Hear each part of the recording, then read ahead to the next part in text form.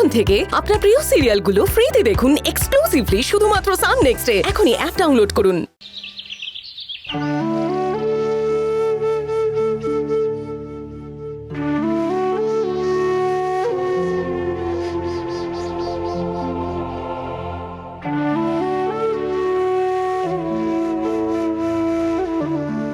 Trunk খুলছো কেন? কি আছে ওতে? হ্যাঁ, কি আছে এসে দেখে যা।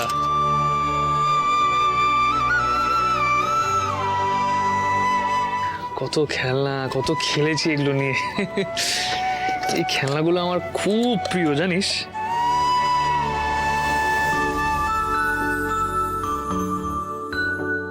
আমি, পিঙ্কি, দাদা সবাই মিলে খুব খেলতাম এগুলো নিয়ে। আর কি মারামারি হতো আমাদের কথায় কথায়। প্রতিদিন রাতে পড়াশোনা শেষ করে আমরা প্রায় আধা এক ঘন্টা এগুলো নিয়ে খেলতাম।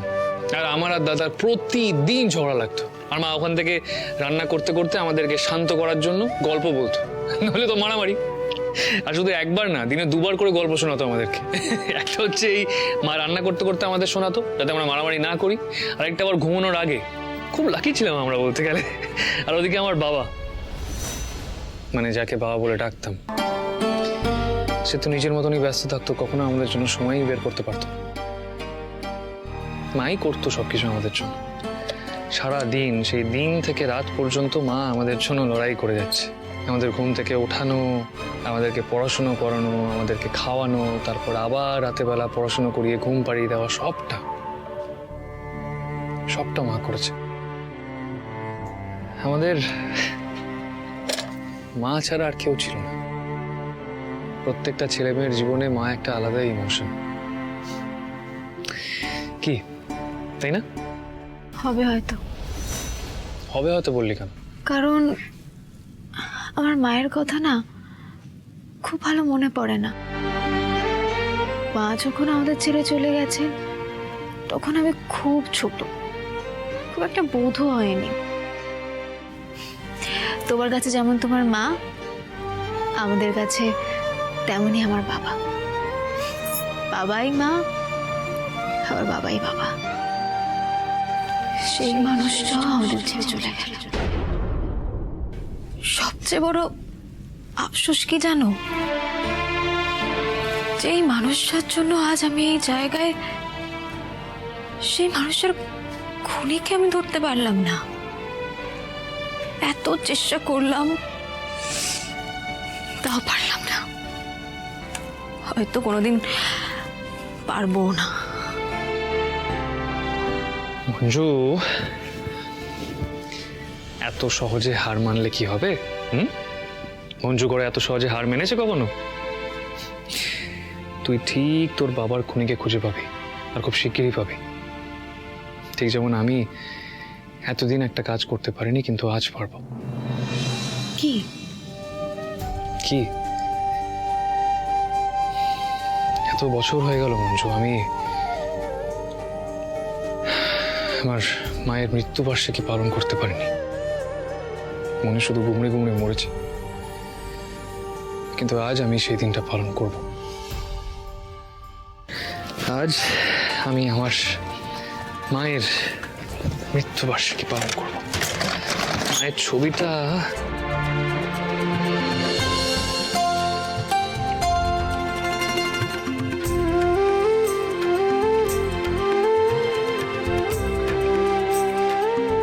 মায়ের ছবিটা কি নোংরা হয়ে গেছে রে।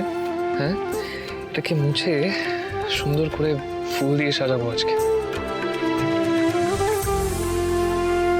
দেখি। হ্যাঁ, দেখি। দেখ।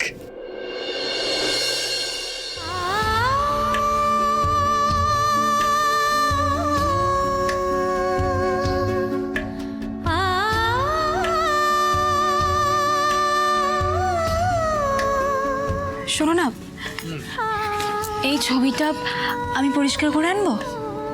মানে তুই তুই কখন করবি?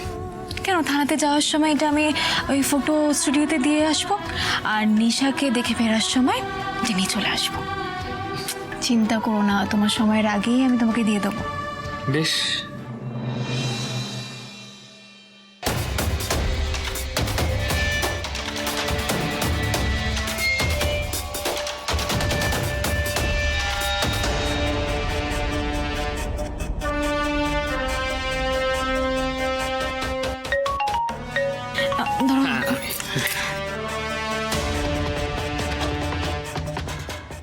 হ্যাঁ বল। একজন উকিল এসেছে বুঝলি, রাজার কেসটা নিয়ে বড়বাবুর সঙ্গে আলোচনা করছে। এই কেসটা কিন্তু আদালতে অন্যভাবে একটু অ্যাপ্রোচ করতে হবে।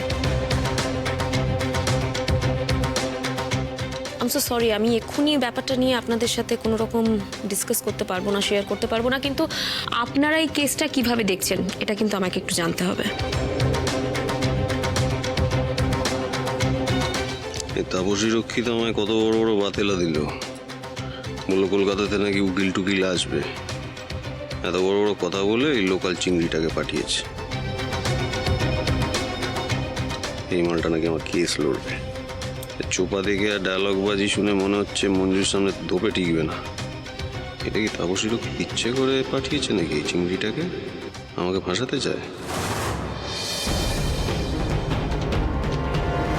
একটু শুনে বলতো, রাজাকে নিয়ে বড়বাবুর বক্তব্যটা কি?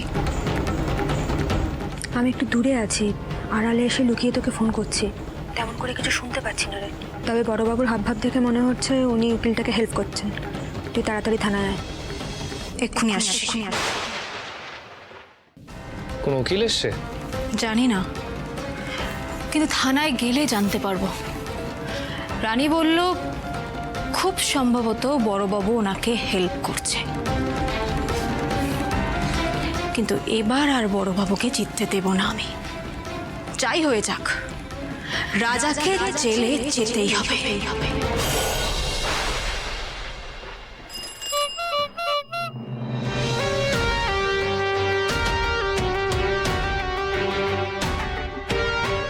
আমার ক্লায়েন্টের ব্যাপারে এত কিছু ইনফরমেশন শেয়ার করার জন্য থ্যাংক ইউ সো মাচ। চলি। না না, এটা তো আমার ডিউটি। আরে ওনাকে আমি আগে থেকে চিনি নাকি, অনেকদিন আলাপ। ঠিক আছে, তাহলে আমি বেরোই, আমাকে আবার কেসটা গোছাতে হবে। হ্যাঁ, আপনি গুছিয়েবেন।